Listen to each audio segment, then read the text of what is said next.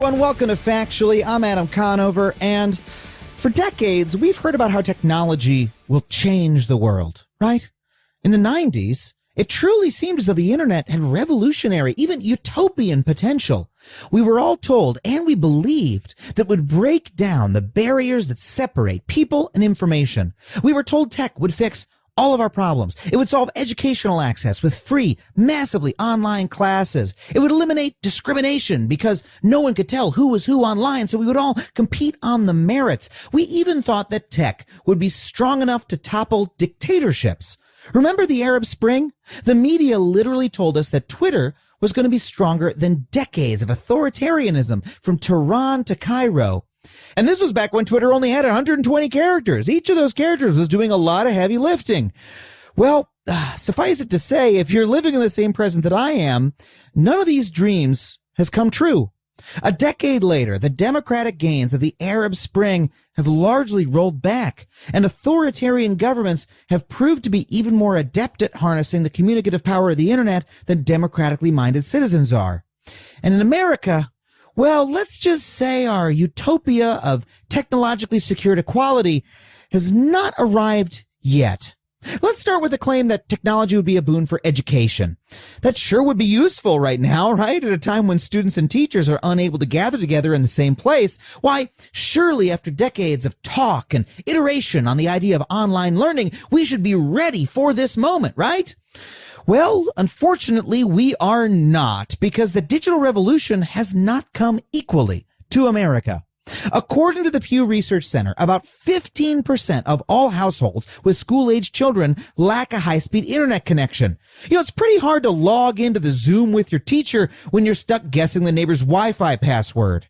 And the reason for this gap, this digital divide, is that rather than our government exerting its power to make sure the internet in this country was built fairly, we've allowed corporations to do it for us with very little oversight. And the result is that wealthier areas and populations have been prioritized throughout the history of the internet, while lower income neighborhoods have had to wait or have never received a connection to broadband internet at all.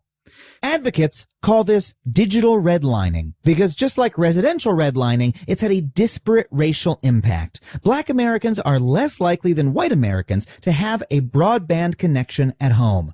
A future of internet equality, this is not. Now look, if you listen to the show, you know that being skeptical of the promises of the techno-utopians is not new to me. It's a recurring theme on this show. But I don't want you to think that I'm turning into a technophobe either. I'm not here to tell you that technology is actually bad, because the truth is the source of the problem is deeper. The truth is that technology is not produced in a vacuum by abstract thinking techno-innovators with their minds up in the cloud. No, technology is produced by a society. And when a society is based in injustice and inequity, our tech ends up reflecting and reproducing that injustice and inequity. So, if you start with a racist police system, we shouldn't be surprised when the algorithms of predictive policing produce racist results. Why wouldn't they? The technology arises from the society. So it follows that if we want to fix our society, we're going to need more than just technological fixes. Giving children in a broken school system new laptops is not going to be as effective as reforming their school system so that students don't receive a poor education just because of what zip code they live in. Or how about addressing the poverty that those students return home to every afternoon? A free iPad doesn't fill up the empty belly that makes it hard for students to focus in class. None of this is to say that technology is useless, but on its own, it'll always be insufficient because social problems need social solutions. Well, to talk about how technology, when improperly used and deployed, ends up reproducing rather than solving social problems, our guest today is Ruha Benjamin. She's a professor at Princeton and the author of Race After Technology, Abolitionist Tools for the New Jim Code. This interview was so much fun. I found her incredibly fascinating and lively to talk to. You're going to love it. Please welcome Ruha Benjamin. Ruha, thank you so much for being here. My pleasure. Thank you so much for inviting me. So look, I grew up with in the middle of the tech revolution, right? And with all these ideas of techno-utopianism, that the internet was going to solve every social problem. On the internet, no one knows you're a dog, the famous New Yorker cartoon, right? Algorithms will bring in a world of equity and fairness across the land. Over the last decade, there's been a lot of criticism of that point of view. I think you're part of that criticism. Could you talk about that? And could you talk about this phrase that you've coined, the new Jim Code? I'm really curious about this. Absolutely. So there are two dominant stories that we often tell about technology. One sort of goes back to that phrase techno utopian, and that's the Kool-Aid that Silicon Valley is trying to sell us. And it's about, the robots are going to save us. They're going to, they're going to make things more efficient. They're going to be more equitable, all the good things. But there's another story that we're also accustomed to hearing, the techno-dystopian story that Hollywood sells us, which is the robots and the technology is going to slay us, right? So it's going to destroy humanity, take away agency, take all the jobs. And so although on the surface, these seem like opposing stories, like the surface is pretty different, when you dig down, they share an underlying logic that technology is in the driver's seat. We're either going to be helped or harmed by technology, but the human agency and agents behind the screen get lost from the narrative. And so partly one of the things we have to begin to do is to tell different stories about technology that recoup the elements of power and agency that are already there. But part of the issue that I take is that right now, a small sliver of humanity is doing that imaginative work and doing that design work and that programming work. And so their worldviews, their imagination is being embedded into our physical and digital infrastructures. And so part of what we have to do is explode that phenomenon and really make it much more participatory, democratic. And to do that, we have to think about the existing power relations, which bring us to the new Jim Code, which, will sound kind of familiar for those who, say, read Michelle Alexander's critique of mass incarceration, which she terms the new Jim Crow, which itself is a riff off of the way that we've talked about white supremacy and racial segregation in this nation when we term the kind of era of Jim Crow, of explicit legalized segregation. And so in the same way that Michelle Alexander is trying to get us to see how mass incarceration continues to perpetuate social and racial control, my concept of the new Jim Code is trying to get us to think about how technology continues to do that work, that it hides so many forms of inequity under the guise of progress, under the shiny surfaces of AI systems, automated decision systems, machine learning, et cetera. And so that code part of it is key, that it's coded, it's harder to discern, but hopefully now with the growing language, as you mentioned in the last few years, of people and organizations and movements shining a light on this phenomenon, we can start talking about it and pushing back against it. Oh my gosh, there's so much in there that I want to dive into. You had this incredible idea at the beginning about how we talk about technology as neutral and as something that's just coming like a force of nature that we almost have no control over. It's literally the robots. It's literally the algorithms. And you're right, that decenters the people who are making it, which is really interesting. Yeah. Can you talk more about that? Absolutely. And so I think part of the thing to realize is that so much oppression happens out of solutions to things. And so mass incarceration itself was a reform from the penal. It's sort of like just killing people. Now we're going to hold you in cages. So now the issue is that how do things that seem to present fixes for things actually reproduce certain dynamics and sort of social hierarchies or forms of oppression? And so in that way, innovation goes hand in hand with inequity and oppression. So often we associate like technological innovation with social progress. Like that's part of the Kool-Aid, is to get us to believe that those two things are the same. When in fact, innovation has long been gone hand in hand with all manner of oppression. And so I often think about like the first person who put up a whites only sign in their store. That was an innovation, right? Yeah. And then later they put up a neon sign. Exactly, and they innovated. Exactly.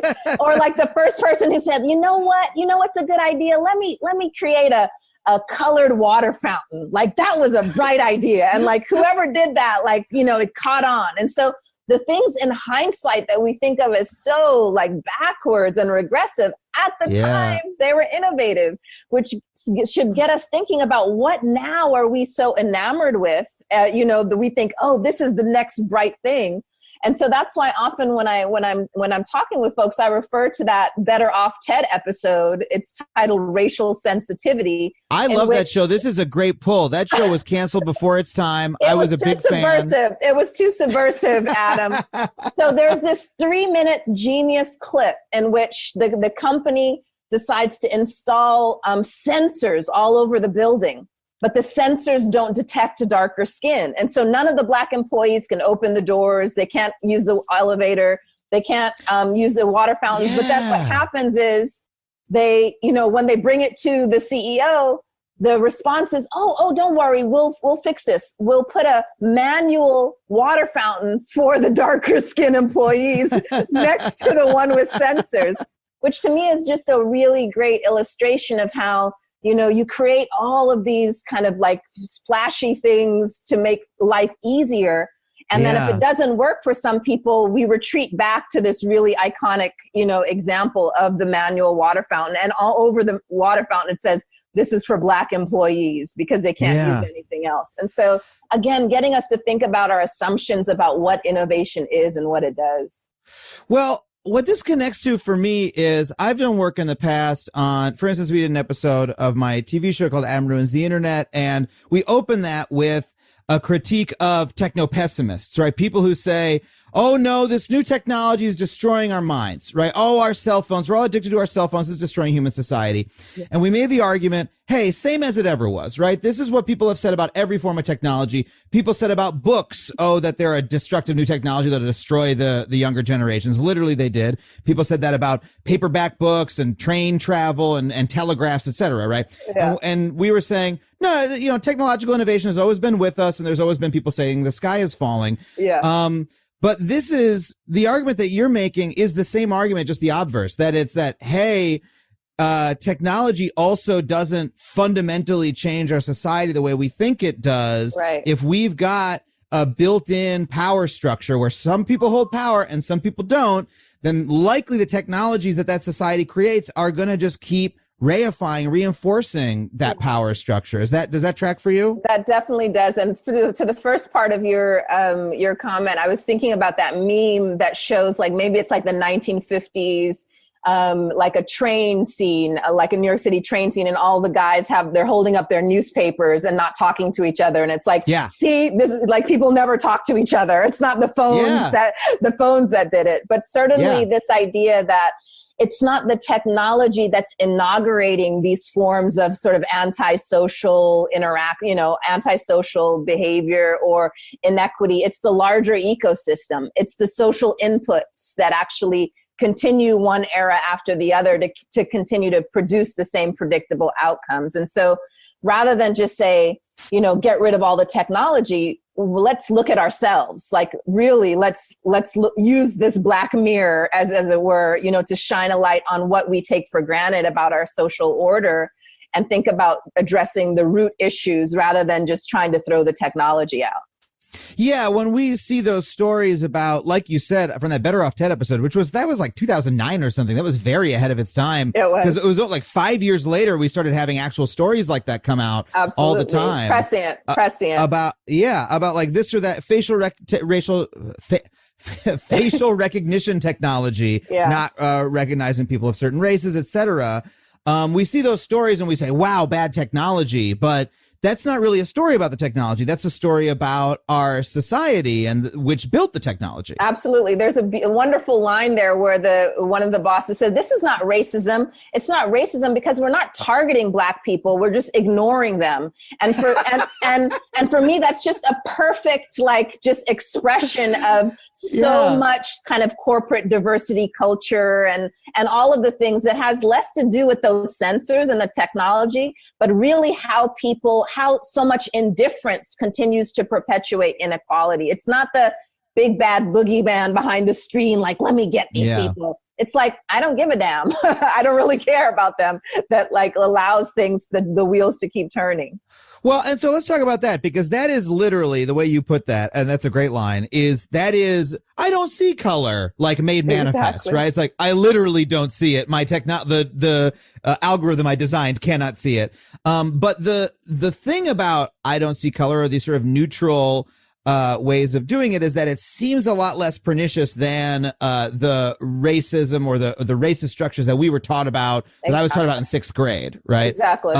So yeah, we have the image of like, the police officers sicking the dogs on the Black youth and the water fountains. Like, really, our imagination of what counts as racism is like it requires the white hoods. It requires the snarly, like, white men who are out to get you, when the vast majority of racist systems just rely on us clocking in and out, like just doing our job, like put your head down and just follow the rules. And so there was a really great study of last year this time that came out that was looking at healthcare algorithms, and this widely used healthcare algorithm that basically is like a digital triaging system. Like you come in as a patient and it'll tell the healthcare provider whether you're high risk or low risk. And so if you're high risk, they use this particular algorithm to get you more resources to prevent whatever like bad things are predicted to happen to you based on sort of past data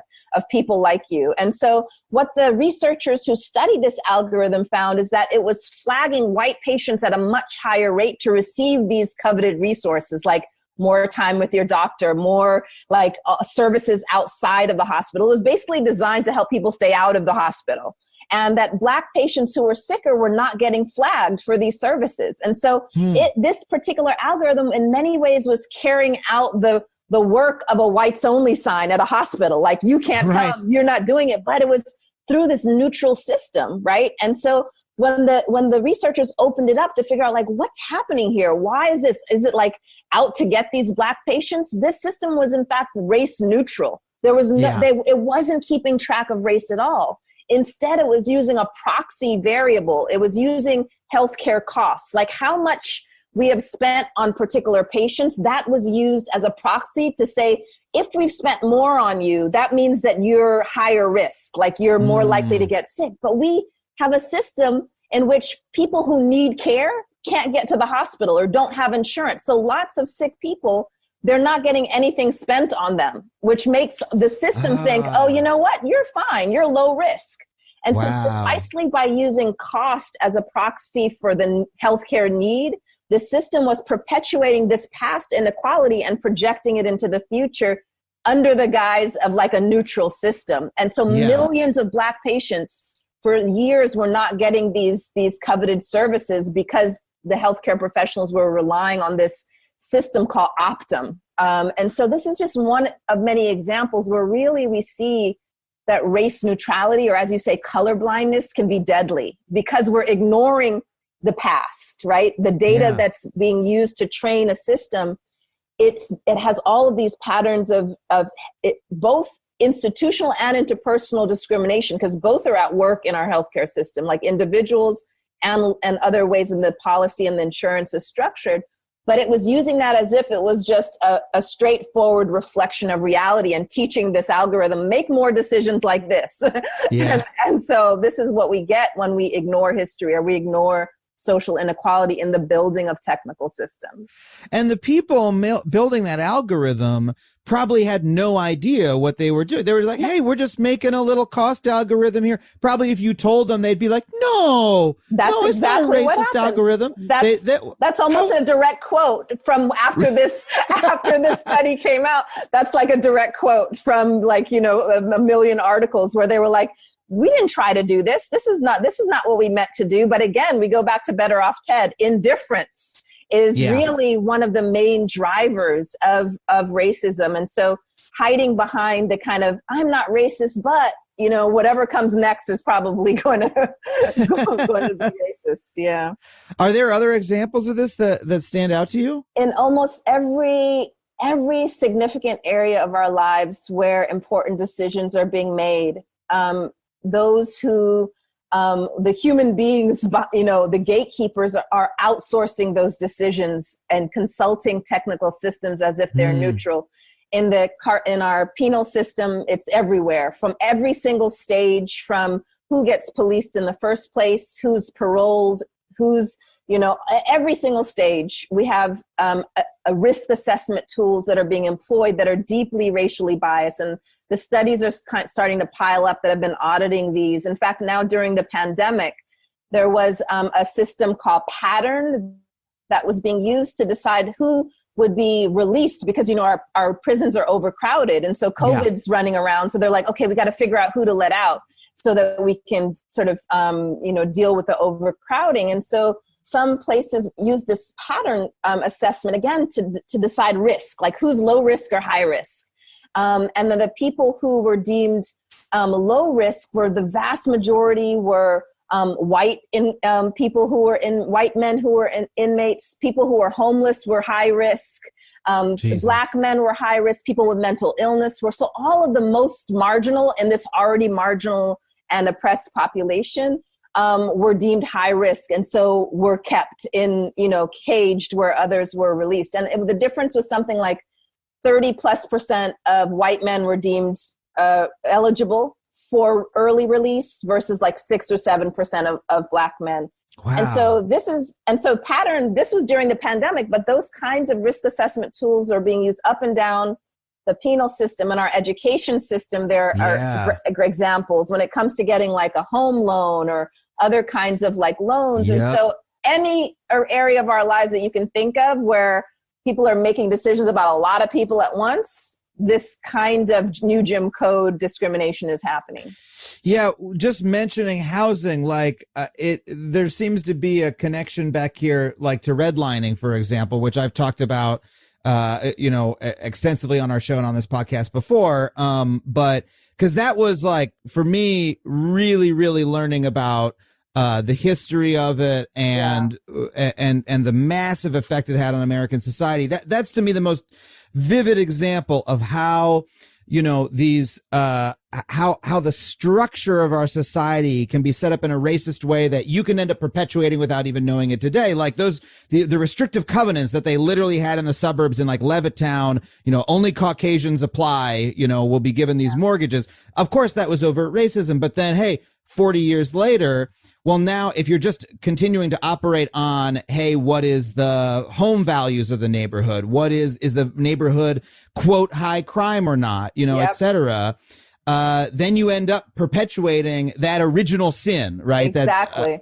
And all those people, they just had to go to go do their little office job at the bank, like fill out the little forms. I love to show people like the actual like bureaucratic forms that go into that to sort of demystify it, because it's not like a big bad banker standing in the front and we're like, no, get out of here, we don't want you. It's like a little bureaucrat sitting there and filling out, okay, this many Italians live in the neighborhood, this many Negroes, this many people who are getting welfare, calculate, sorry, you can't get a home loan to go in here. So it's like, for me, the forms of harm that we associate with kind of like these scary boogeymen of the past were often carried out by people, again, just putting their head down and doing their job. In my grandma's neighborhood in Los Angeles, Leimert Park, I dug up this flyer from like the 1940s when that neighborhood was getting developed, and the housing developers were trying to entice white families to move there. And they put up these flyers that basically said, come live here. We have beneficial restrictions. Your investment will be secured. And of course, beneficial restrictions was a reference to racially restrictive covenants. So they were basically telling them, you buy your house here, you have these covenants that ensure that it will stay white. The neighborhood will stay white and your investment will be secured. Now, I was following that kind of rabbit hole, and I learned about a Black family that was trying to move into the neighborhood, the Wilsons. And when they did, the homeowners association rallied around, and there was a white family that wanted to sell their house to the Wilsons, and the homeowners association sued that white family and like, no, you're going to mess up the neighborhood. And it's so interesting when you read like the interview of the main plaintiff from the homeowners association. he says, I'm not motivated by any racial animus. This is strictly an economic, issue. And so even in the 1940s, he's like, I'm not racist, but this Black family is not moving into this neighborhood for X, Y, and Z reason. And so like that rhetoric that we are familiar with now, it's been with us for a while. People don't want to own like what the ill feeling, but the economic motivation, the idea that racism is productive. It doesn't just harm people. Yeah. It actually garners wealth and status and all the good things of life to those who are perpetuating it. And so even this guy back in the 40s was like, you know what? I don't care. I don't give a damn about the Wilsons, but you're not going to mess up my property investment. Last thing I'll say about this story of the Leimert Park is that there was a reverend and a rabbi who went door to door knocking on people's, doors and talking to all the neighbors and was like, this is terrible. We shouldn't be suing this family. We should let the Wilsons move in. And so they went and kind of did this like labor of trying to like impress upon the folks in their neighborhood that this adherence to white supremacy, however sort of hidden behind the language, the legalese of this lawsuit, was not like the values that we should be upholding. And ultimately, through their efforts and others, the homeowners association dropped the suit. The Wilsons moved in. There was like a party for them. And so this is just one example. Like we don't always have to wait for the laws to change to start to like force changes in our relations and in our own backyards. And to me, the example of this rabbi and reverend who were like not having it, we're not waiting for the federal government, but our neighborhood is not going to do this. And so that's really, I think, a call to action for all of us. It does raise a question for me, though, that we were talking earlier in this conversation about, and by the way, that's an incredible story. Thank you for sharing it. I'm glad it had a somewhat happy ending. But we were drawing this contrast between the quote neutral algorithms today and the sicking the dogs on the folks, on Black folks, in the old days. But what you're describing is a story that doesn't sound too dissimilar right now. I mean, we still have homeowners associations. Yes. And there are homeowners associations that still use cloaked legalism and economic arguments to keep out Black people. And guess what? We still have cops physically attacking and brutalizing Black people. So, I mean, I love that. Are things really so different? No. Or is it same as it ever was? Still? Yeah, to me, I think that insight is like the key, because there hasn't been this transition from an old-timey racism to this newfangled coded racism. So one of the things that I'm really trying to trace in Race After Technology is the continuity.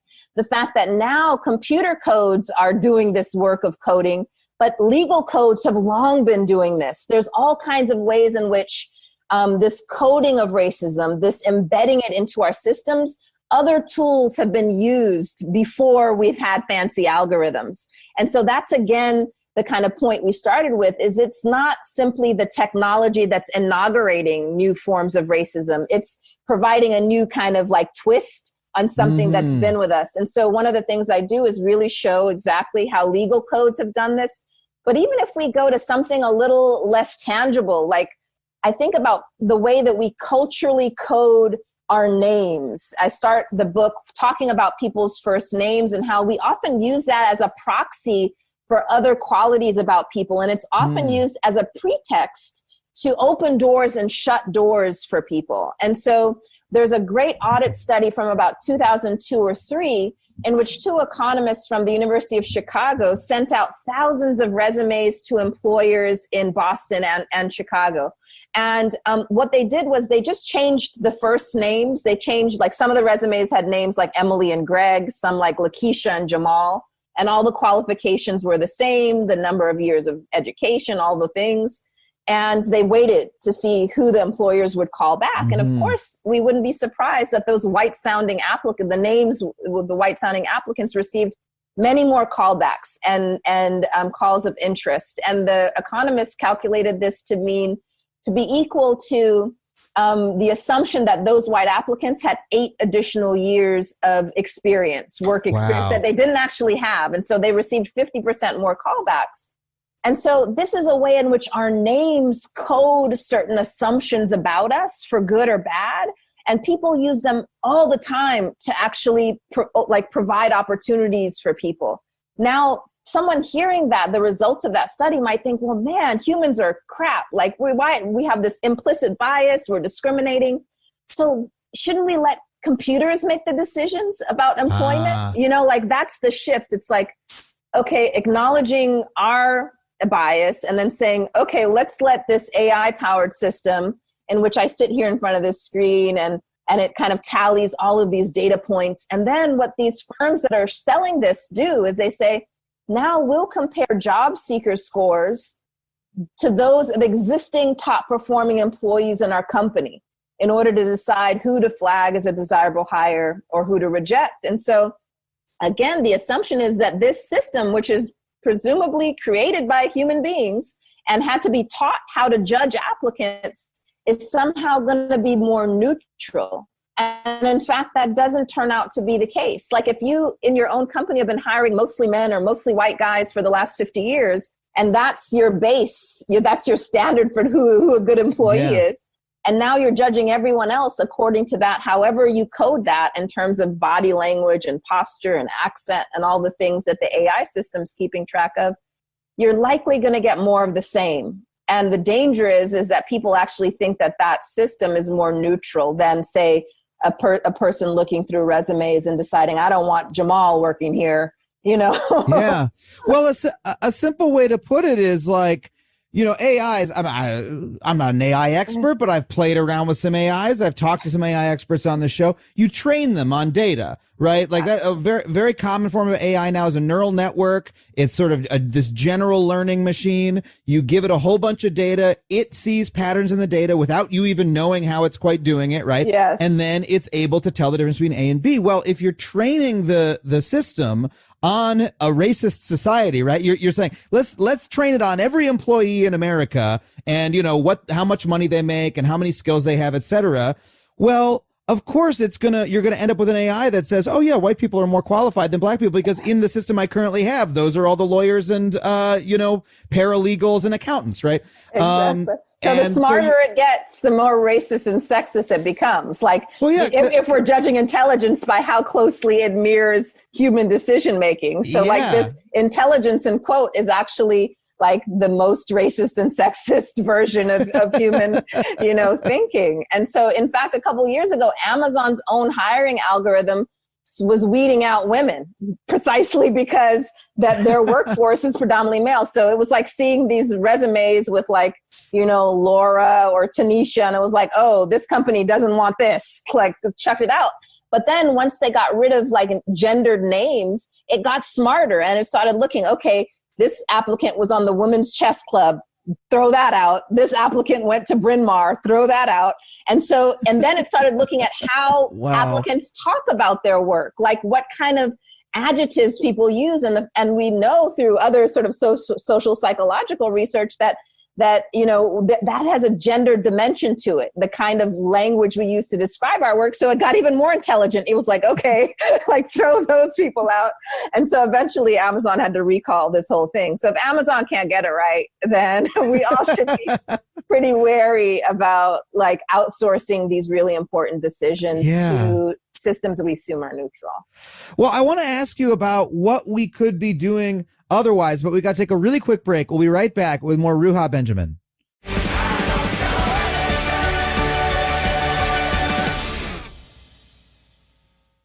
There are so many questions that run through your mind when you're looking for a new place. Is it close to pizza? Will my neighbors be weirdos? Should I take my old couch with me, or is it time to finally say goodbye?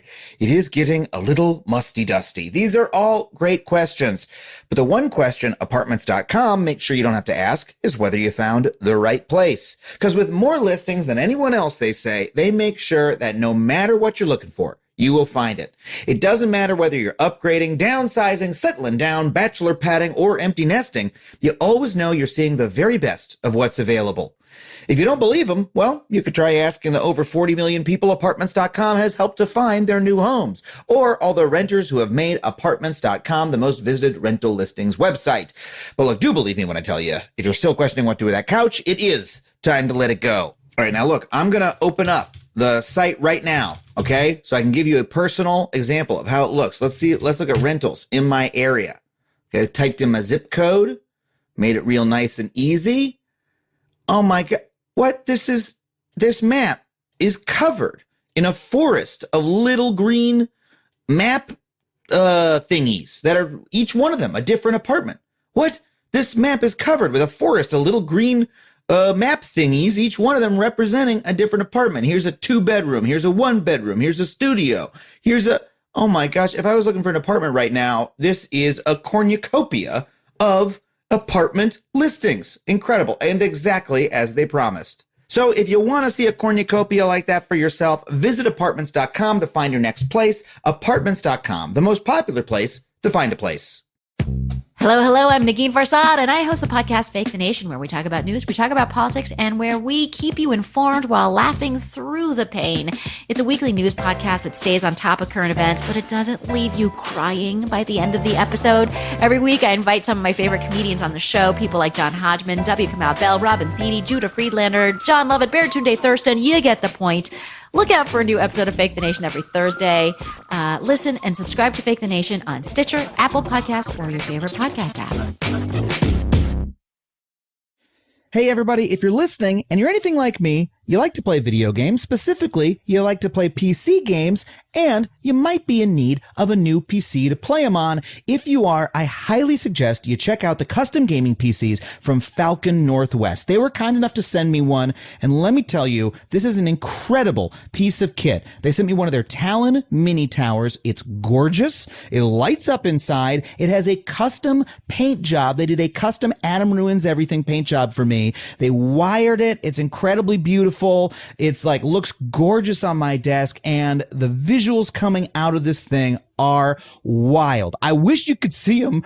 Let me tell you, my quarantine is a little bit more bearable now that I have some incredibly beautiful video game graphics to look at. So check them out, falconnorthwest.com. You won't be disappointed.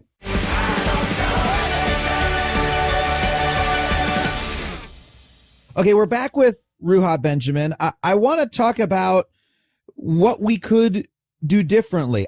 You're a science fiction fan, aren't you? I am. I know that you use science fiction in your work. Yeah, I'm teaching a class this fall called Black Mirror, Race, Technology, and Justice. Oh, that sounds great. I wish I could take that class. Yeah, it's going to be fun. It's going to be fun. Well, why the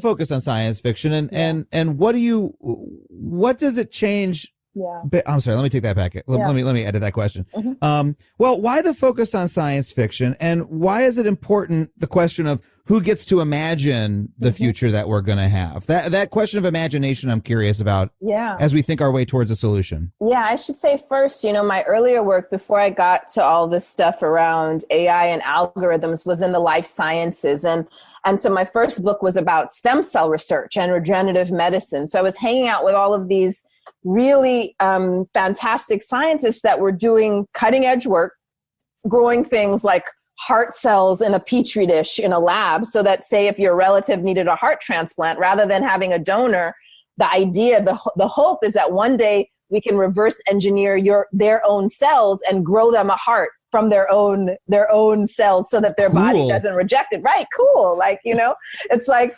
out of this world.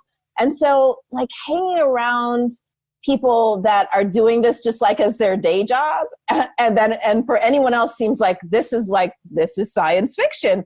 But I realized in talking to them how many people were initially like their interest in science and technology was sparked by seeing like a Star Trek episode or some wild, like reading some interesting thing in a book. And so, like, from a young age, like, those seeds are planted, and then they eventually, follow their pursuits. And then a small slice of those people actually get the opportunity, the scholarships, the education, the mentors, the institutional affiliations, to be able to take that early, those ideas that sort of sparked when they were young, and actually get to materialize it in an actual lab where now they're growing actual heart cells or developing a scanner like they had on Star Trek to say, okay, let me figure out what's wrong with you. And so for me, it started with realizing how important imagination is to the things that end up becoming science and technology for the individuals.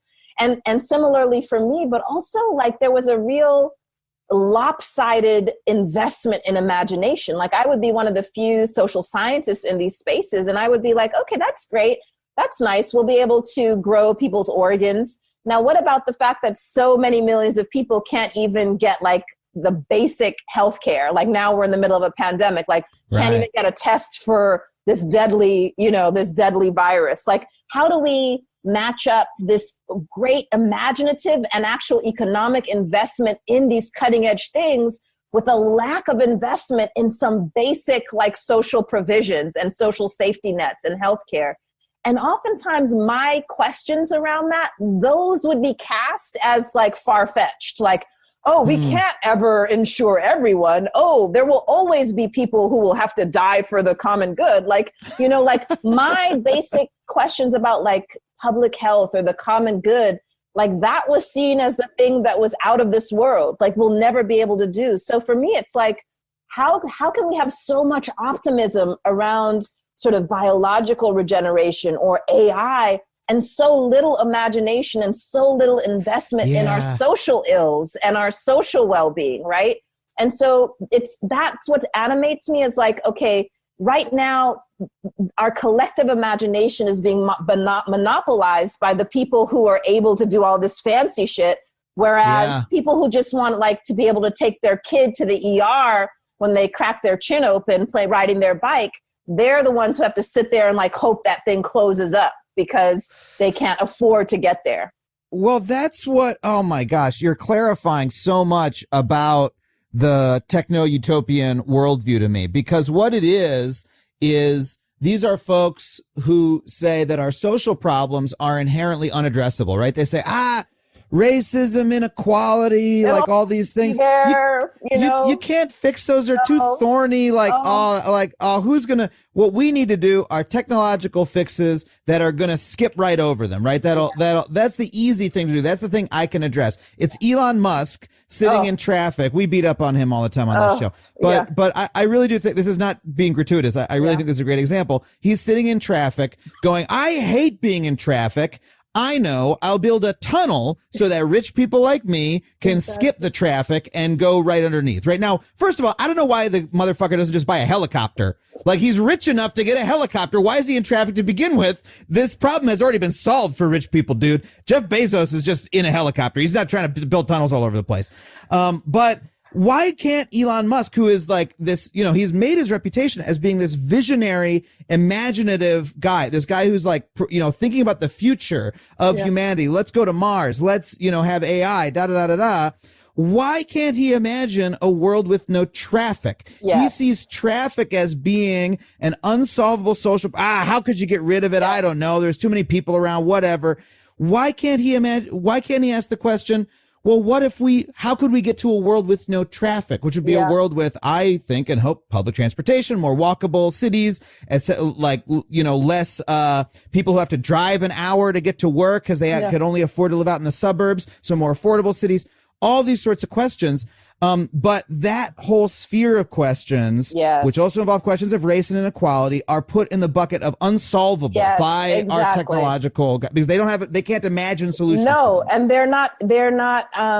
don't have any reason to. And so I love that you use that example, because the epigraph for my first book, People Science, was from someone I interviewed. And she said, before we figure out a way to get to the moon, can we just make sure everyone on my block can get to work?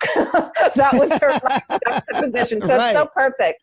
But again, it is really like this lopsided investment. And part of what we have to do is really push back on the inevitability of technology solving all of our problems. I was recently talking to a group of students. They had organized this conference on innovation over here at Princeton.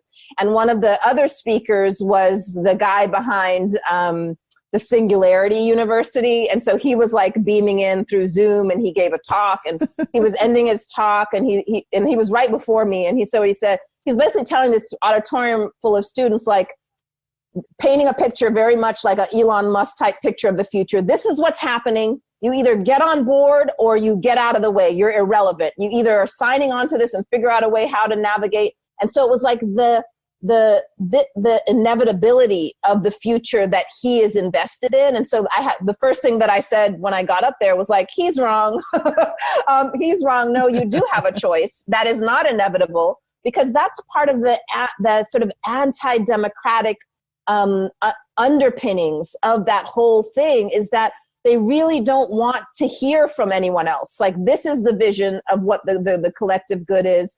And anyone else who raises questions about it, critiques it, is painted as anti-technology or anti-science. And so the last thing I'll say about that is that even the sort of phrase that we use and we call people Luddites, it misrecognizes who the Luddites actually were. They were not against technology. They were against the social costs of technology. They were against the fact that the inclusion of this technology into, industry was going to push down the wages, was going to have all of these social costs. So they weren't against the machine itself. They were against the way that the machine was actually going to reproduce power and inequality. And so even that kind of, insult that we cast around, oh, you're just a Luddite, it actually, you might actually be more inclined to say, yeah, maybe I am, because it's not being against something. It's saying we need to talk about the social cost of these technologies and do better. Are there technologies, though, just because we've been shitting on technology this whole conversation. Yeah.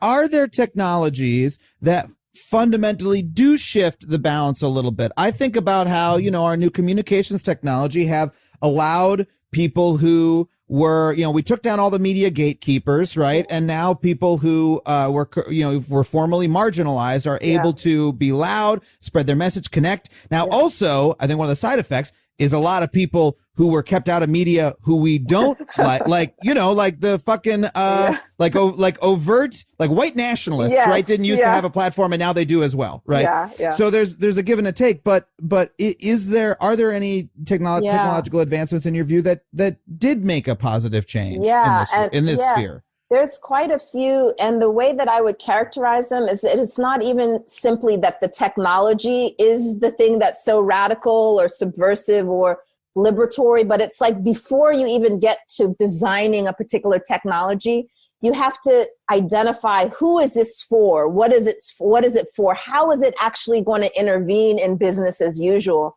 And the subversiveness or the power of a given technology to do that starts well before you start coding, well before you start designing or programming. And so it has to do with the question that we pose that technology is supposed to answer, because a vast majority of, especially when we're talking about these risk assessments and automated decision systems, they cast their view on the most vulnerable populations, and they try to predict, for example, the riskiness of a youth to, get in trouble at school, or someone to be on parole, or someone to not follow their meds or something. So it's looking at individuals who are already vulnerable. The technologies that I find to be so important actually flip the script and point the direction of the technology or the data collection and prediction to those who wield power, to those who are monopolizing and producing risk for the vast majority. So, for example, there's a great project called the Anti-Eviction Mapping Project. So going back, I think you've had Matt Desmond on your show. And so rather than try to you have some kind of, risk assessment that tells a landlord, okay, is this renter going to default on their loan? It puts the tool in the hands of renters and people who are experiencing housing insecurity to actually look and to judge real estate owners and landlords, to tell them how these people are treating their tenants, and then to be able to mobilize and rally people together in terms of housing justice movement. So again, the technology doesn't save people in that case. It gives them the tools and the data to be able to look at how the trouble is being produced, and then to move in that direction. A second example along those lines, that's more of a parody example, but I like it because it really shows the absurdity of so many of our tools that are used by policing and our carceral system, is called the white collar early warning system. So it's like this system where it flags all of the places in cities where white collar crimes are happening. And it has an app that shows you the image of of a prospective criminal. And when they designed the algorithm that produces that facial recognition system, they used the profile photos of 7,000 corporate executives on LinkedIn. And so naturally, the face of a criminal is white and male. And so here you have this data mapping, you have this facial recognition system, and it's throwing in our face the fact that this exact set of crimes and populations always go under the radar. They always go through the tunnel, to go back to your And they never are the subject of this kind of, surveillance. Yeah. Oh my! I want that version of the Citizen app. Rather than the Citizen app that says, "Oh, there was an altercation with a knife at a couple blocks away," and you're like, well, I'm not there, so but I'm scared now for no reason. I want the Citizen app that's like, yeah, someone's embezzling downtown. Yes, beware that banker. there's a landlord illegally converting an apartment into an Airbnb. Exactly. Let's create the techno dystopia for those in power. Let's think about technology if we're going to use it in that way. And in both of those cases and many others, it really starts well before you start designing, to think about what we think of as the problem that technology is supposed to solve. And too often the problem is the racialized community, or, the same old kind of problem spaces. And so technology needs to subvert that. And we have some examples of that coming down the pike. Well, what this makes me think, and going back to your point about the Luddites, is that, your argument isn't anti-technology. It's anti-techno-utopianism. It's anti these sort of views that some have about technology, that technology is neutral and it's going to solve our problems. But I think you'd argue technology is a tool. What we need to solve are our social issues. Exactly. And we can use technology as a tool to do that if we're mindful of it. Absolutely. As long as we keep technology in its place, as long as we don't think that technology is going to save us as one half of that narrative. And so really putting technology in its place, not as the kind of magical fix, but as a tool, but also recognizing that it doesn't mean that any given tool is neutral, because if the point of that tool is to calculate the risk of, someone who's been locked up, in an unjust system, then it doesn't matter who's holding it. If it was designed to calculate the risk of those individuals, it's oppressive. And so it has to also do with rethinking that design process so we can produce tools that can be used in ways that empower communities rather than oppress them. What is the Ida B. Wells Just Data Lab? Would you tell me about that? Sure. So it's here at Princeton in the African American Studies Department, and it's an umbrella initiative that connects students, researchers, artists, and community activists in order to design just tools. And so over the course of the summer, for example, I had 10 teams of students working from everything. There was a housing team and a work team and a policing team. And each of the 10 teams collaborated with a community organization to build some kind of data justice tool that could be used in the context of advocating for some anti-racist initiative in the context of COVID. And so it's a space to create those connections where academics aren't seen as having all the answers. We need to also humble ourselves and learn from people who are working in communities about what's actually needed. I think this goes for technologists too. I think too often the Kool-Aid of Silicon Valley is assuming that they can come up with the interventions without talking to the people who all of these things are supposed to help, right? And so part of it is really creating an environment that can happen. And so for those who are interested, we've posted all of the tools from the summer at thejustdatalab.com/tools. And you can take a look at what's been developed over the last few months. Sorry. I need to edit that moment now. I apologize. No. I'm going to take a sip of water. I'll wait for you to finish and then I'll get back into it. That sounds so cool. I want to ask, what do you advise for folks listening, right? When they're, engaging with technology, right? What questions can they be asking about it to help them improve their relationship with it and sort of see these systems a little better? Yeah, I think what I found in the last few years is many more people who aren't necessarily working in the tech sector have become rightly skeptical about the promises that were so commonly sort of marketed to us for the last 20 years or so. And so I find like the average person I talk to is already thinking critically and engaging these things and basically not taking things at face value, like always with like, okay, what's really happening?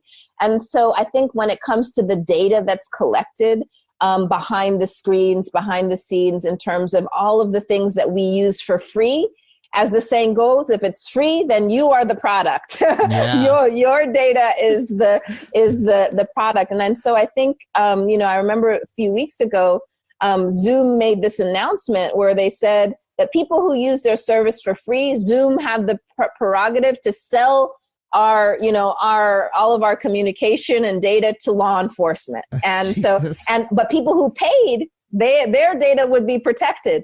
And so for a week there, my lab decided we're not using Zoom. We're going to find another platform. But the public outrage was so like loud and vigorous that within a week, Zoom reversed course and said, okay, we won't sell. And so that's an example of us collectively voicing what we want out of these things and not sort of assuming that we just have to submit when we press those forms. Like if we think that something is not right when it comes to, what my colleague Shoshana Zuboff calls surveillance capitalism, for example, we need to speak up. This is true, say, for parents right now. The more that classes have gone online, remote learning management platforms, like find out what the school that your kid goes to, what they're doing, what their policy is, their data policy is about all of that time that your kids are on, whatever the learning management platform is. And I will say that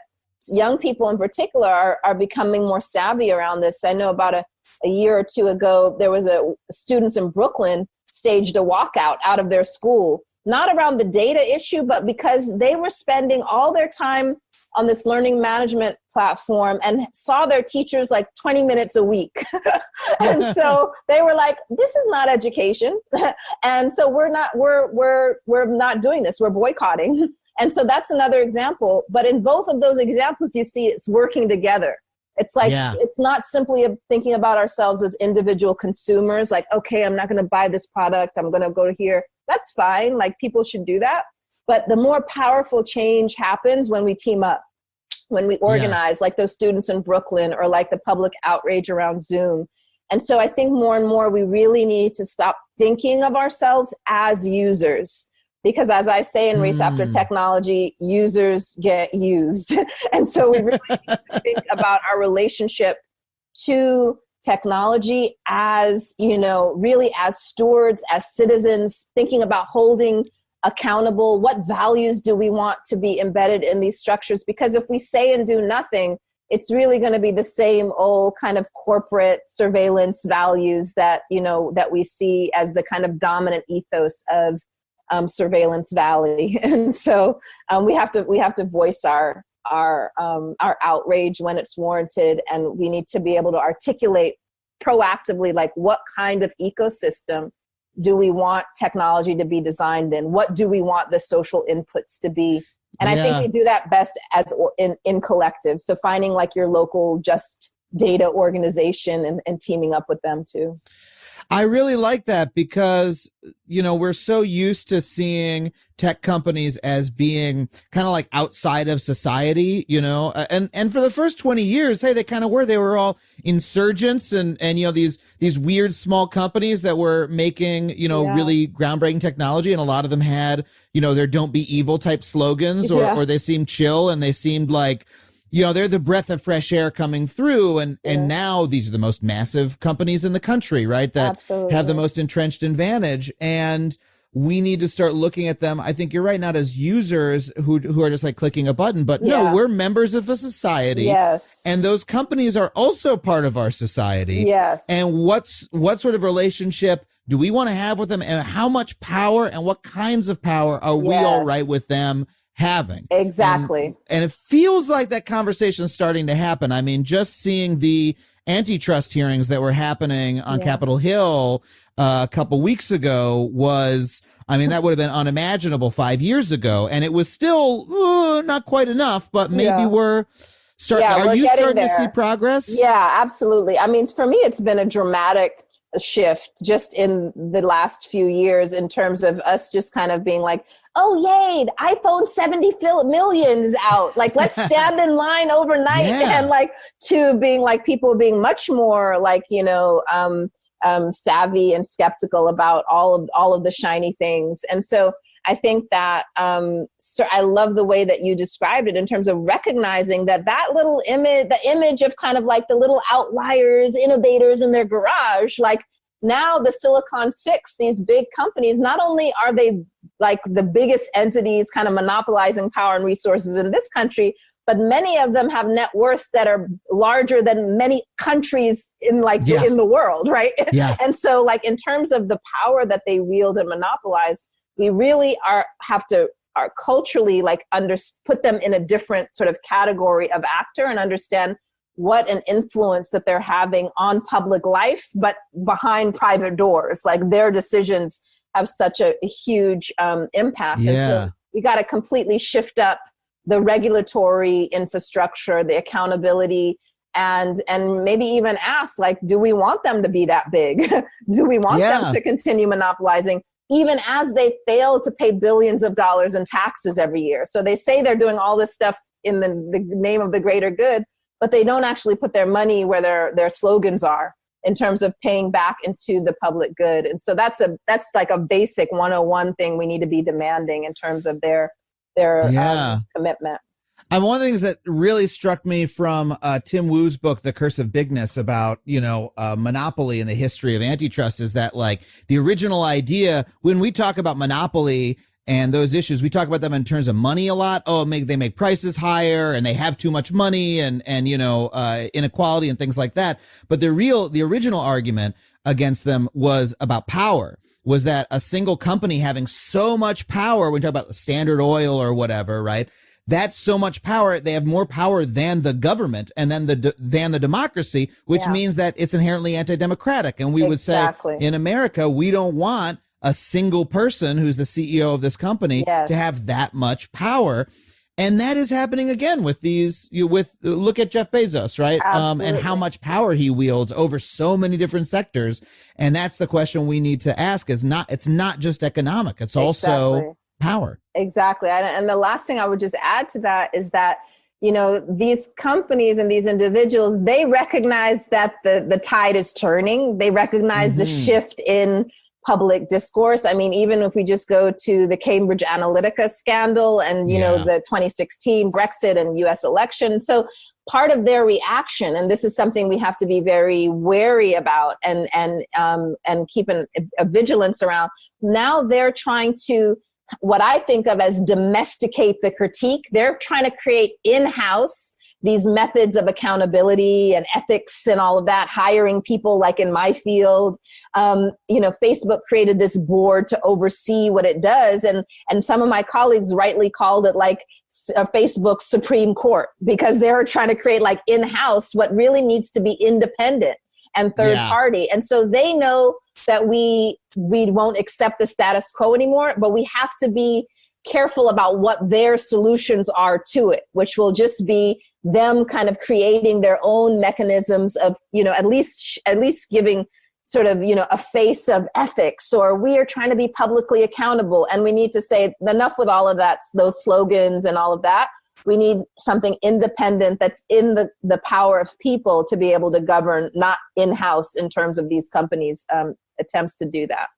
Yeah, we need a voice too. Like this is a society and a democracy, and so democratically we should all have a voice in how our data is used and who's wielding power and these issues. I think that's absolutely right. Well, I can't thank you enough for coming on the show. This has been such an awesome, fun conversation. My pleasure. It's great to talk to you, Adam. I hope once I get another book done, I hope you invite me back. It's oh been my really gosh, fun. I'd love to. I've learned so much from talking to you, and I'm Thanks, sure Adam. another hour I would learn just as much. Thank you so much, Ruha. My pleasure. Take care.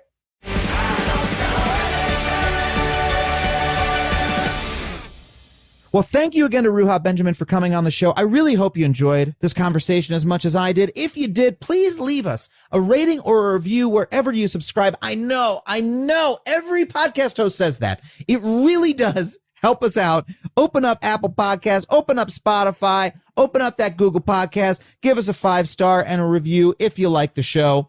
If you want to send me a comment about what you might like to see on the show in the future, why shoot an email to factually@adamconover.net and I will be happy to take a look. That is it for us this week on Factually. I want to thank our producers, Dana Wickens and Sam Roudman, our engineers, Ryan Connor and Brett Morris, Andrew WK for our theme song. You can find me at adamconover.net or at Adam Conover, wherever you get your social media.